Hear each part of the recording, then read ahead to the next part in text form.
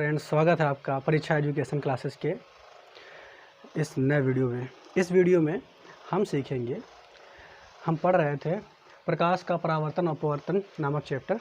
ठीक है, इसमें हम पढ़ चुके थे कि प्रकाश क्या होता है, पहला टॉपिक। दूसरा हम ये पढ़ चुके थे परावर्तन क्या होता है, परावर्तन के नियम क्या होते हैं वो पढ़ चुके थे। प्रतिबिंब के बारे में भी हम जान चुके थे।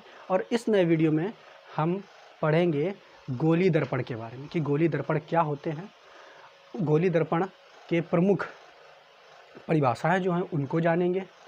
और इसके अलावा हम फोकस दूरी तथा वक्रता त्रिज्या में क्या संबंध होता है इसको जानेंगे। तो आइए शुरू करते हैं। सबसे पहले हम जानेंगे गोली दर्पण क्या होता है। तो गोली दर्पण क्या होता है, जैसे कि कोई एक कांच का खोखला गोला हो। ठीक है, कांच का खोखला गोला मान लो ये है। ठीक है, तो गोला और एक वृत्त में पहले ये चीज़ समझने की ज़रूरत है कि गोला और वृत्त में क्या अंतर होता है। तो गोला एक 3D, ठीक है, 3D आकृति होती है और वृत्त एक 2D आकृति होती है। वृत्त कैसी होती है? 2D। 3D का मतलब क्या होता है? 3D का मतलब 3 डायमेंशनल, मतलब 3 जैसे त्रिविम संरचना होती है। जैसे कि एक आपका फुटबॉल हुआ तो वो एक गोला है। ठीक है, फुटबॉल जो है वो एक गोला हुई। और जैसे कि छल्ला, ठीक है, तो छल्ला जो हुआ एक वृत्त हुआ। ठीक है, यानी जो चीज़ 3D होगी उसमें खाली जगह होती है। ठीक, स्पेस जगह होती है, उसमें कुछ आप रख सकते हो, भर सकते हो। जबकि जो चीज़ 2D होती है उसमें खाली जगह नहीं होती है, उसमें सतह होती है। ठीक है, या इस कहने का मतलब जो चीज़ 3D होगी उसमें आयतन होगा। ठीक है, और जो चीज़ 2D होगी उसमें क्या होगा? क्षेत्रफल होगा। ठीक है, क्षेत्रफल का मतलब खाली सतह होगी बिल्कुल। ठीक है, और आयतन का मतलब होगा खाली जगह। ठीक है, जैसे कमरे में खाली जगह होती है उसमें आप कुछ भी भर सकते हो। वैसे ही गोला कैसा होता है? तो गोला जो होता है वो एक 3D आकृति है, जबकि वृत्त जो है वो कैसी आकृति है? तो वो एक 2D आकृति है। ठीक है, लेकिन हम पढ़ने किसको जा रहे हैं? तो हम पढ़ने जा रहे हैं गोली दर्पण को। तो गोली दर्पण क्या होता है? मान लिया ये एक कांच का खोखला गोला है। किसका है? कांच का खोखला गोला। ठीक है, कांच का खोखला गोला है। अब ये कांच का खोखला गोला है। अब इस कांच के खोखले गोले को अगर हम ऐसे यहाँ से काट दें, ठीक, ऐसे काट दें, तो काटने के पश्चात इतना पार्ट हमको मिल गया। ठीक है, कांच का कल्पना कीजिए कि कांच का एक खोखला गोला है और उसको यहाँ से हमने काट दिया, तो काटने पर इतना पार्ट इसका हमको मिल जाएगा। ठीक है, ऐसे ये वाला जो पार्ट है ये हमको यहाँ पे ऐसे मिल गया। ठीक, ऐसे मिल गया। ठीक है, तो जब ये मिल गया, अब हम क्या करें? इस पार्ट पे जो ये पार्ट हमें मिल गया, इसके एक सतह पे हम क्या करें? कलर कर दें, पेंट कर दें। ठीक है, तो इस तरफ हमने पेंट कर दिया। ठीक, ऐसे ही इधर से हम इसको कट कर लें, इस कांच के खोखले गोले को इधर से अगर हमने ऐसे कट कर दिया। ठीक है, और फिर इसको हम बनाते हैं। तो इस तरफ जैसे ये आकृति बन गई, इतनी छोटी सी आकृति में मिल गई। ठीक है, और यहाँ पे हमने क्या किया? तो यहाँ पे हमने बाहर की ओर ऐसे, अंदर की ओर इस तरीके से पेंट कर दिया। ठीक है, तो एक आकृति हमको ये मिली, एक आकृति हमको ये मिली। ठीक है, इस आकृति में क्या है देखो, तो इस आकृति में ये जो पार्ट हमने लिया है इतना, ये किसका है? कांच के खोखले गोले का ही तो पार्ट है। ठीक है, कांच के खोखले गोले का ही एक भाग है ये। ठीक है, और इसके एक सिरे पे हमने पेंट किया है। ठीक, अब वो पेंट किसकी होती है अभी डेफिनेशन बताएंगे तब। तो ये पेंट हमने एक सिरे पर कर दिया और इस बाहरी वाले सिरे पर पेंट कर दिया। तो ये वाला जो देख रहे हैं सिरा, ये बिल्कुल खाली है। तो अब अगर प्रकाश आएगा यहाँ पे तो इस सिरे पे पड़ेगा ऐसे। ठीक है, समझ पा रहे हो कि नहीं? तो यहाँ पे क्या देख रहे हैं कि पीछे वाले सिरे पे हमने पेंट किया हुआ है और जो ये आगे वाला जो दबा हुआ भाग है यहाँ पे आकर के प्रकाश पड़ेगा और परावर्तित हो सकता है, मतलब ऐसे पड़ेगा, ऐसे निकल जाएगा परावर्तित, मतलब ये। ठीक है, ठीक, तो सब इसमें भी आप देख रहे हो क्या कि इसमें जो दबे हुए वाले भाग पे हमने पेंट कर दिया है और जो उभरा हुआ भाग है उस पे आकर के प्रकाश पड़ेगा ऐसे और परावर्तित होगा। ठीक, इतनी बात समझ में आई कि नहीं? तो ये दोनों जो आकृतियां आपको दिख रही हैं ये दोनों ही क्या है, गोली दर्पण। तो अब इतना तो समझ में आ गया कि कांच का एक खोखला गोला था, उसको हमने उसका एक भाग काट लिया और उसके एक सिरे पर पेंट कर दिया, एक सिरा खाली रहने दिया। तो ये दो स्थितियां हो सकती हैं कि पेंट हम दो स्थितियों में कर सकते हैं, एक बाहर की ओर एक अंदर की ओर। ठीक है, तो ये दोनों जो दर्पण हैं ये दोनों दर्पण क्या है, गोली दर्पण ही है। इतनी बात समझ में आई कि नहीं? लेकिन ये कौन सा गोली दर्पण है और ये कौन सी गोली दर्पण है, ठीक, उसको देखते हैं। तो सबसे पहले हम ये जान लें गोली दर्पण की डेफिनेशन क्या होगी। तो गोली दर्पण क्या होता है, गोली दर्पण किसी कांच के खोखले गोले का कटा हुआ एक भाग होता है जिसके एक सिरे पर पेंट की गई हो। ठीक है, ऐसा इसमें भी देखो, कांच के खोखले गोले का कटा हुआ एक भाग है ये गोली दर्पण जिसके एक सिरे पर पेंट की गई हो। ठीक है, तो अब इतना तो हमें समझ में आया गोली दर्पण कैसे बना। ठीक, उसकी डेफिनेशन क्या हो गई। अब गोली दर्पण दो प्रकार के होते हैं। ठीक है, गोली दर्पण कितने प्रकार के होते हैं, दो प्रकार के। तो पहला अवतल दर्पण और दूसरा उत्तल दर्पण। ठीक, दूसरा उत्तल दर्पण। तो अवतल दर्पण कौन है, अवतल दर्पण क्या होता है। ठीक, अवतल दर्पण भी बिल्कुल आपको यहाँ इसमें जो दो आकृतियाँ जो हमने बनाई हैं इसमें एक अवतल दर्पण है एक उत्तल दर्पण है। तो अवतल दर्पण में क्या होता है, अवतल दर्पण जो होता है तो उसका जो दबा हुआ भाग है वहाँ पे आकर के प्रकाश पड़ता है।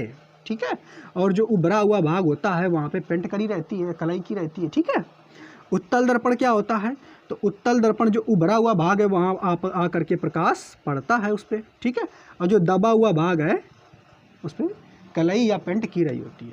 तो ये वाला जो है ये कैसा है, अवतल दर्पण है, और ये जो है ये कैसा है, उत्तल दर्पण है। तो उम्मीद करते हैं ये आपको समझ में आया होगा कि दर्पण क्या होता है, अवतल दर्पण। ठीक है, दर्पण के दो भाग हुए, अवतल दर्पण और उत्तल दर्पण। अब हम जल्दी से इनकी डेफिनेशन लिख देते हैं। ठीक है, ताकि आप उसको नोटबुक पे नोट कर लो। हाँ, तो ये डेफिनेशन आ गई। जैसे इसमें देखिए गोली दर्पण। ठीक है, गोली दर्पण बताया, गोली दर्पण किसी कांच के खोखले गोले का कटा हुआ भाग होता है जिसके एक सिरे पर पेंट ठीक है या कलाई की जाती है। ठीक है, पेंट या कलाई की जाती है। ठीक, तो ये बात समझ में आ गई कि नहीं, ये दोनों गोली दर्पण हैं। ठीक है, जो कि कांच के खोखले गोले को जब हमने काटा तो काटने के पश्चात ये भाग छोटा सा निकल के आया, उसके एक सिरे पर हमने पेंट या कलाई कर दी। ठीक है, तो ये क्या हुआ, एक गोली दर्पण हुआ और ये भी एक गोली दर्पण हुआ। ठीक है, बात समझ में आई इस गोली दर्पण की डेफिनेशन। इसके बाद अब इसमें कुछ विशेषताएं हैं गोली दर्पण में, वो क्या है, तो दिया है इसमें पारे की कलाई की जाती है। क्या की कलाई की जाती है, पारे की कलाई, यानी गोली के दर्पण में ये जो कलाई की गई है ये, ठीक है, ये दिखाई है, ये पारे की कलाई होती है या फिर लाल ऑक्साइड, ठीक है, रेड ऑक्साइड का पेंट होता है। ये बात आपको यहाँ पे याद रखनी है, किसका पेंट होता है, रेड ऑक्साइड का या फिर पारे की कलाई की जाती है। ठीक है, तो ये तो गोली दर्पण की डेफिनेशन क्या है वो हमको समझ में आ गई। ठीक, और इसका चित्र हमने इधर बना दिया। अब ये गोली दर्पण के प्रकार तो कितने प्रकार के होते हैं गोली दर्पण, तो दो प्रकार के, उत्तल दर्पण और अवतल दर्पण और उत्तल दर्पण। ठीक है, तो अवतल दर्पण में क्या होता है, इसमें हमने बताया अवतल दर्पण वह दर्पण जिसमें परावर्तन मतलब प्रकाश आके पड़ा और उसके बाद परावर्तित हो गया। ठीक है, ऐसे प्रकाश आके पड़ा और परावर्तित हो गया, वह दर्पण जिसमें परावर्तन दबे हुए तल से होता है। तो देखो इसमें ये दबा हुआ तल है, इसी से तो परावर्तन हो रहा है। ठीक है, तो ये वाला जो आपको दिख रहा है ये कैसा है, तो इसको हम कहेंगे अवतल दर्पण। ठीक, तो ये वाला जो चित्र आपको दिख रहा है पहला वाला, ये क्या है, अवतल दर्पण। ठीक है, क्या बताया, वह दर्पण जिसमें परावर्तन दबे हुए तल से होता है। बिल्कुल समझ जाओ कि ऐसे अगर दबे हुए तल से परावर्तन हो रहा है तो वो क्या होगा, अवतल दर्पण। अर्थात अगर दबे हुए तल से परावर्तन हो रहा है तो उभरा हुआ तल में पेंट की गई होगी। ठीक है, तो अवतल दर्पण हमें समझ में आ गया। इसके बाद उत्तल दर्पण क्या है, वह दर्पण जिसमें परावर्तन उभरे हुए भाग से होता है। तो ये वाला जो आपको दिख रहा है, ये उभरा हुआ है, यानी उभरा हुआ भाग ये दिख रहा है ना, इसी से परावर्तन, प्रकाश की किरणें आ रही हैं और इसी से परावर्तन हो रहा है, ठीक। और जबकि दबे हुए भाग में पेंट है। तो ये वाला जो दर्पण है ये कैसा है? उत्तल दर्पण, ठीक है। उम्मीद करते हैं हमें समझ में आया होगा कि उत्तल दर्पण और अवतल दर्पण क्या होते हैं, ठीक है, और इसकी डेफिनेशन समझ में आ गई। तो इसको नोट कीजिए, स्क्रीनशॉट लीजिए, तक हम हट जाते हैं।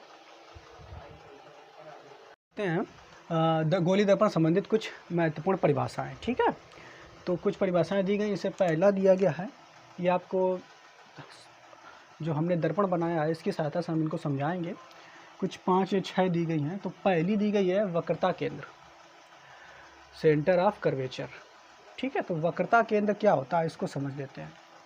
वक्रता केंद्र क्या होता है? तो देखो, हमने बताया था कि गोली दर्पण क्या होता है। तो हमने आपको बताया था कि उसकी परिभाषा में कि गोली दर्पण एक कांच का खोखला गोला अगर है ऐसे कोई, ठीक है, तो कांच के खोखले गोले को अगर आप काट दो तो उसी का ही तो एक कटा हुआ भाग होता है। बात समझने की कोशिश करना। जैसे कांच का खोखला गोला अगर होगा, जैसे फुटबॉल समझ लो, वो कांच की बनी हो, तो कांच का अगर खोखला गोला हो तो उसका एक केंद्र होगा कि नहीं? बिल्कुल होगा।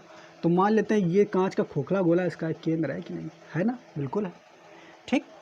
तो अब अगर इसमें से हम इतना भाग ये कट कर दें और ये भाग निकाल लें, ठीक है, बात समझ पा रहे हो? तो ये भाग अगर हम निकाल लेंगे तो ये एक गोली दर्पण होगा, ठीक है। अब अगर हम आपसे कहें बताइए इस गोले का केंद्र क्या होगा, मतलब इस दर्पण का केंद्र क्या होगा गोली दर्पण का, तो इस गोली दर्पण का जो केंद्र होगा वो वही होगा जो इस खोखले गोले का केंद्र था। बात समझ पा रहे हो कि नहीं?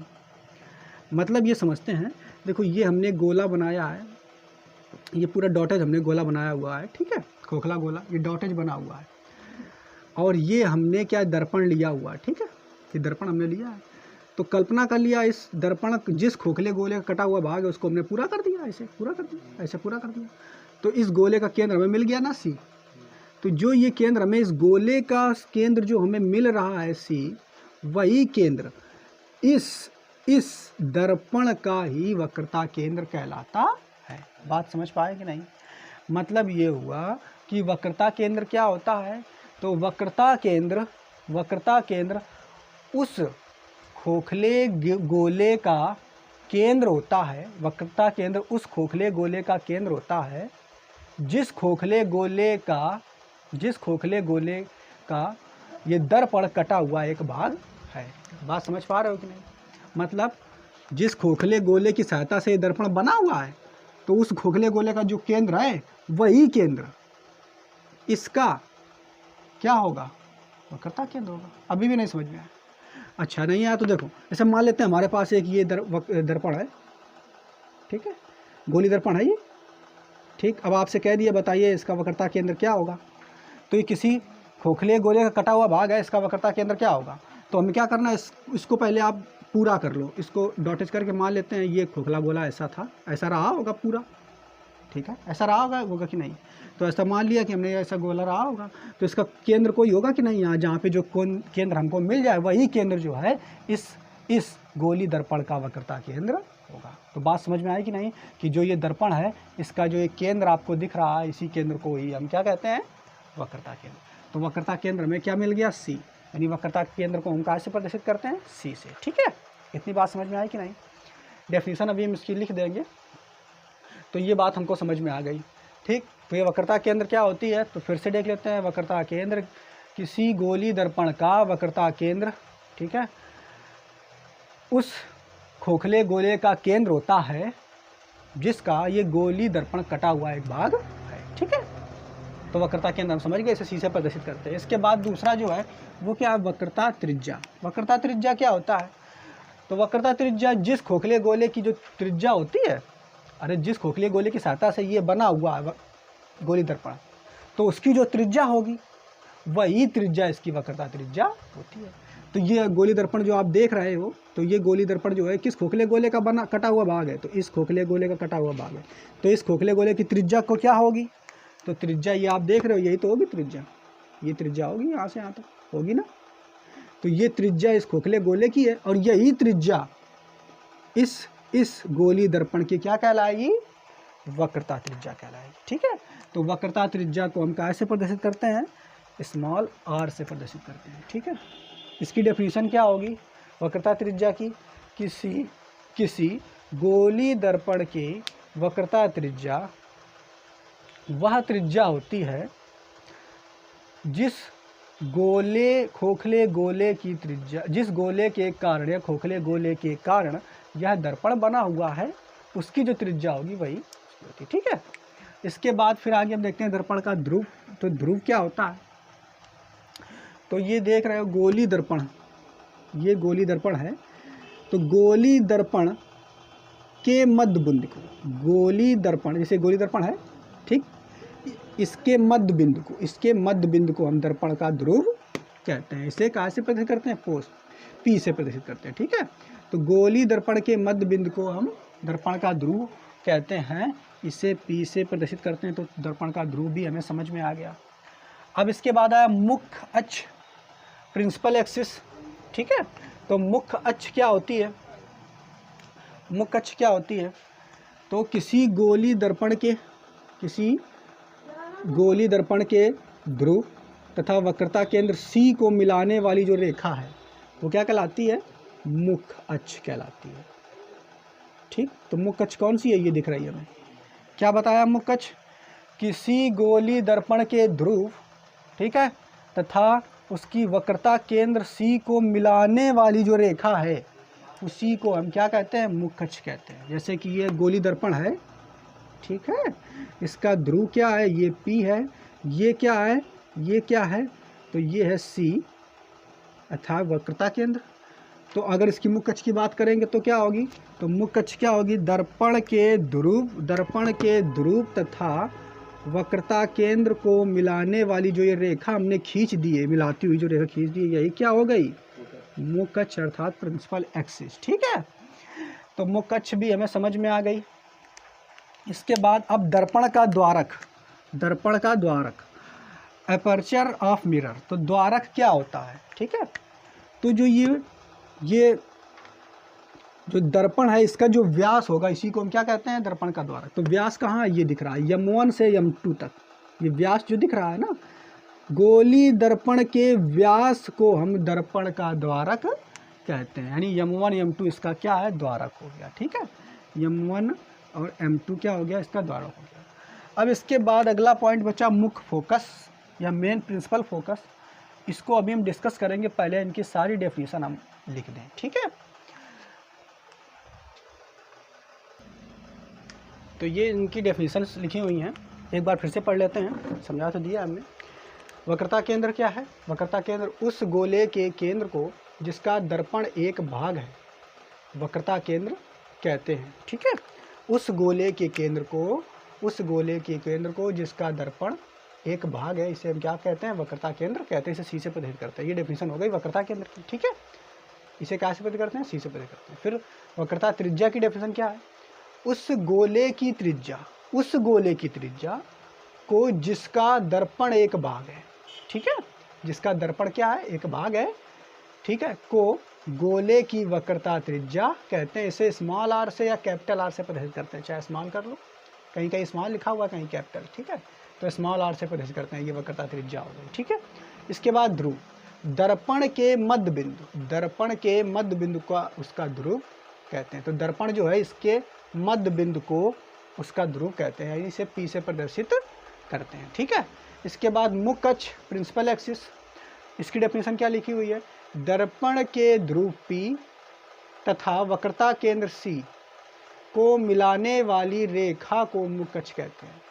दर्पण के ध्रुव P तथा मुख्य अक्ष C को मिलाने वाली रेखा को हम क्या कहते हैं, मुख्य अक्ष। तो प्रिंसिपल एक्सिस कौन सी हुई है, ठीक है, बात समझ में आई कि नहीं। इसके बाद दर्पण का द्वारक, एपर्चर ऑफ मिरर। तो द्वारक क्या हुआ, दर्पण का व्यास जो है उसका द्वारक कहलाता है। तो दर्पण का व्यास कहाँ है, तो दर्पण का व्यास जो है ये दिख रहा है, M1 M2 इसका द्वारक कहलाता है। अब बचा हुआ मुख्य फोकस और फोकस दूरी। तो इसका स्क्रीनशॉट लीजिए और उसको फिर हम आगे बताते हैं।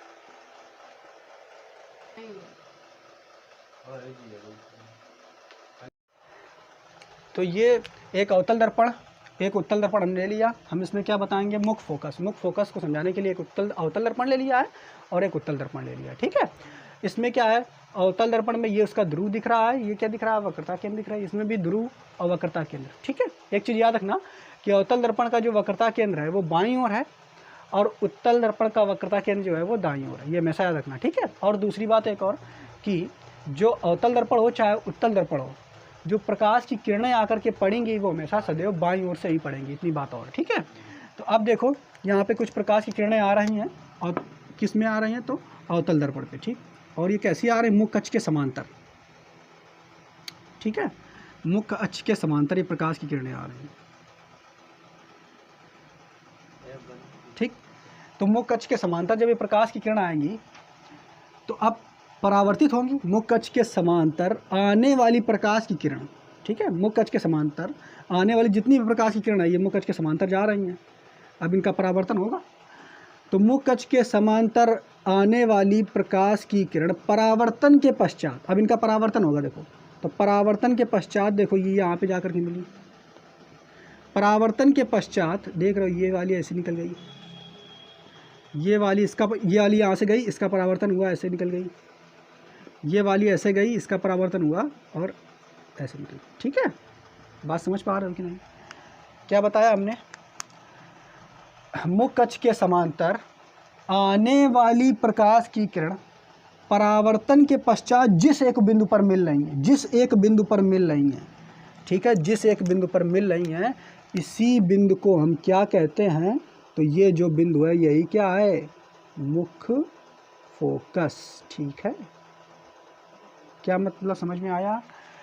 मुख्य अक्ष के समांतर आने वाली प्रकाश की किरण परावर्तन के पश्चात जिस एक बिंदु पर मिलती हैं उस बिंदु को हम मुख्य फोकस कहते हैं। उसमें देखें क्या होगा उत्तल दर्पण में, तो इसमें भी देखो क्या है, ये मुख्य अक्ष के समांतर एक ये पहली किरण आई, मुख्य अक्ष के समांतर एक ये दूसरी किरण आई, मुख्य अक्ष के समांतर एक तीसरी किरण आई, मुख्य अक्ष के समांतर एक ये चौथी किरण आई, ठीक है। इसमें क्या होगा, अब देखना समझना, हमें ये बात पता है कि अवतल दर्पण जो होता है वो किरणों को समेट देता है, क्या कर देता है, सिकोड़ देता है। देखो अवतल दर्पण ये किरण ऐसी आ रही थी, इसको सिकोड़ दिया, ये ऐसे आ रही थी, इसको सिकोड़ दिया, ये आ रही थी, इसको सिकोड़ दिया, ये आया, इसको सिकोड़ दिया, यानी एक जगह पर मिला देता है।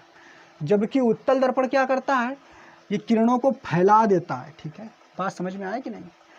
तो देखो यहाँ पे क्या, मुख्य अक्ष के समांतर आने वाली प्रकाश की किरण, मुख्य अक्ष के समांतर आने वाली प्रकाश की किरण, अब यहाँ पे क्या होगा, यहाँ भी परावर्तन होगा। तो परावर्तन के पश्चात, ठीक है, ऐसे निकल जाएगी। परावर्तन के पश्चात इसको ऐसे पीछे अगर मिलाएं, डॉट डॉट डॉट डॉट करके यहाँ मिलेंगे, इसको मिलाएं, ठीक, एक मिनट,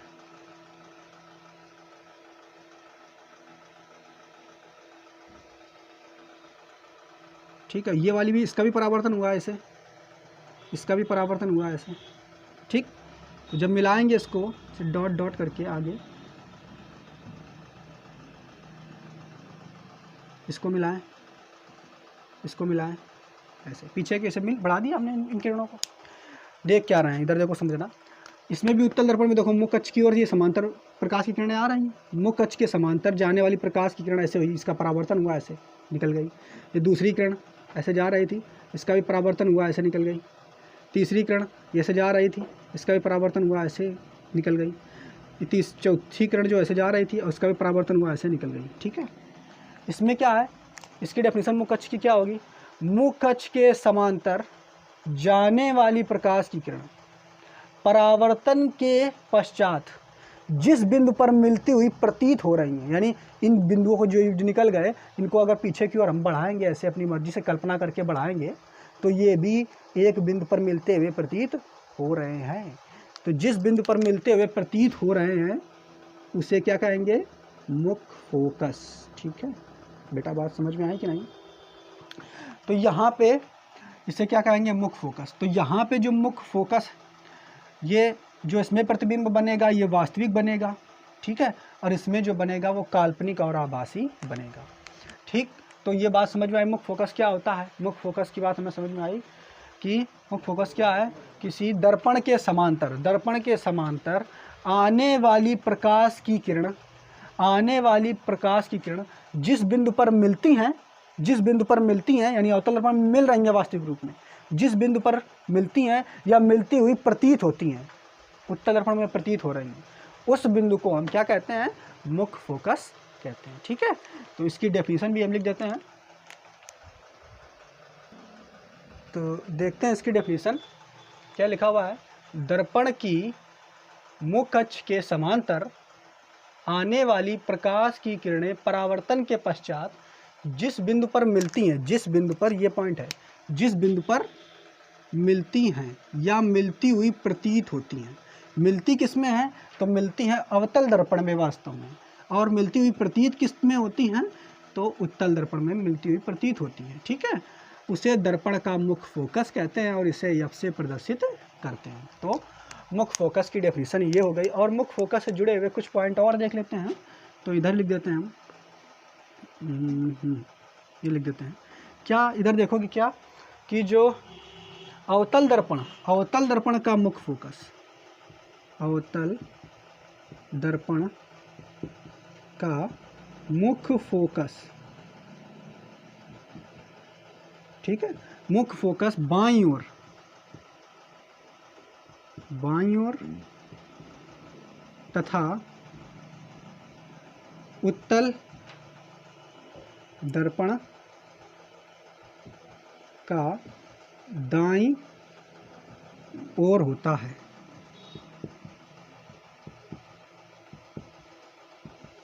ठीक है, इतनी बात समझ में आ गई होगी। तो ये परिभाषा हो गई मुख्य फोकस की, और ये उससे जुड़ा हुआ है पॉइंट। इसके अलावा मुख्य फोकस के अलावा फोकस दूरी होती है। सातवां पॉइंट एक और होता है फोकस दूरी। क्या होता है? फोकस दूरी। तो फोकस दूरी क्या होती है इसको देख लेते हैं, बिल्कुल क्लियर हो जाएगा फोकस दूरी। तो फोकस दूरी क्या होती है, इसकी डेफिनेशन, दर्पण के ध्रुव, दर्पण के ध्रुव और मुख्य फोकस के बीच की दूरी, दर्पण के ध्रुव और मुख्य फोकस के बीच की जो दूरी होती है उसे हम क्या कहते हैं? फोकस दूरी कहते हैं। दर्पण के ध्रुव और मुख्य फोकस के बीच की दूरी, दर्पण के ध्रुव और मुख्य फोकस के बीच की दूरी क्या कहलाती है? फोकस दूरी। ठीक है, तो इसकी भी डेफिनेशन हम लिख देते हैं। ये सातवां पॉइंट है, कहाँ लिख दें? ये नीचे लिख देते हैं। दर्पण, दर्पण के ध्रुव व मुख्य फोकस के बीच की दूरी फोकस दूरी कहलाती, स्क्रीनशॉट लीजिए पूरा। तो ये पूरा कॉन्सेप्ट समझ में आया होगा आपको। गोलीय दर्पण संबंधित जो कुछ परिभाषाएं हैं वो 7 टर्म्स हमें समझ में आ गए। अब आगे हम फोकस दूरी तथा वक्रता त्रिज्या में क्या संबंध होता है उसको सीखेंगे। ठीक है, जल्दी से नोट कीजिए। तो इसमें अब हम पढ़ेंगे दर्पण की वक्रता त्रिज्या तथा फोकस दूरी में संबंध।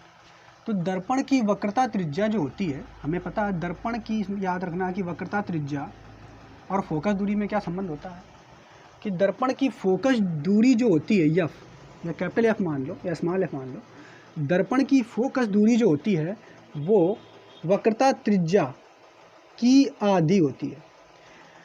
दर्पण की फोकस दूरी वक्रता त्रिज्या की आधी होती है, यानी एफ बराबर R/2। ये दर्पण है, ठीक है, और मान लेते हैं ये सी है, ये क्या है? सी वक्रता केंद्र, ये क्या है? एफ फोकस, ठीक है, मुख्य फोकस। यहाँ से यहाँ तक ये क्या हुआ? वक्रता त्रिज्या, और यहाँ से यहाँ तक ये क्या हुआ? फोकस दूरी। ठीक है, इसे स्मॉल एफ से प्रदर्शित करते हैं फोकस दूरी को। तो कौन बड़ा हुआ, यहाँ से आप देख रहे हो कौन बड़ा हुआ, वक्रता त्रिज्या दिख रही ना बड़ी आर, वक्रता त्रिज्या आर बड़ी दिख रही है कि नहीं, और फोकस दूरी छोटा है। तो बिल्कुल आपको यहाँ पे क्या रखना है कि बिल्कुल आपको यहाँ से याद रखना है कि वक्रता त्रिज्या हमेशा बड़ी होगी, ठीक है, और फोकस दूरी छोटी होगी। यह कह सकते हैं किसी दर्पण की फोकस दूरी वक्रता त्रिज्या की आधी होती है, या फिर इसे ऐसे भी कर सकते हैं R बराबर 2F, R बराबर 2F।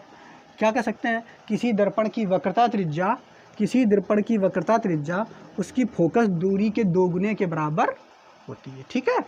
तो ये बात भी समझ में, लेकिन एक शर्त यहाँ पे जो है वो आपको पता होनी चाहिए। क्या, ये जो नियम निकल के आया है वो केवल उन्हीं दर्पणों के लिए है, ये केवल उन्हीं दर्पणों के लिए है जिन दर्पणों का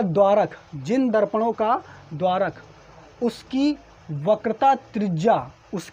वक्रता त्रिज्या से छोटा हो। बेटा बात समझ में आई कि नहीं? अगर द्वारक छोटा होगा और वक्रता त्रिज्या बड़ी होगी तभी ये नियम लागू होगा, नहीं तो ये नियम गलत हो जाएगा, ठीक है। जैसे समतल दर्पण जो होता है, समतल दर्पण, ठीक है, समतल दर्पण, उसके लिए ये नियम लागू नहीं होगा। समतल मतलब सीधा दर्पण है, उसके लिए ये नियम लागू नहीं होगा। तो बिल्कुल हम इस नियम को लिख देते हैं, क्या लिख देते हैं, दर्पण की वक्रता त्रिज्या था फोकस दूरी में क्या संबंध होता है, लिख देते हैं दर्पण की फोकस दूरी, दर्पण की फोकस दूरी F, ठीक है, उसके वक्रता त्रिज्या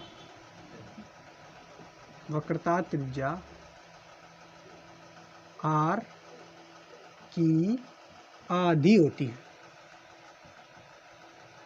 R की आधी होती है, ठीक। तो इसका भी स्क्रीनशॉट आप लीजिए। तो उम्मीद करते हैं आपको वीडियो अच्छा लगा हो तो चैनल को लाइक कीजिए, सब्सक्राइब कीजिए और शेयर कीजिए। अगले वीडियो में हम इससे जुड़े हुए, दर्पण से जुड़े हुए चिन्ह परिपाटी को सीखेंगे, ठीक है, और उससे जुड़ा हुआ एक सूत्र का निगमन हम करेंगे, ठीक है। तो धन्यवाद।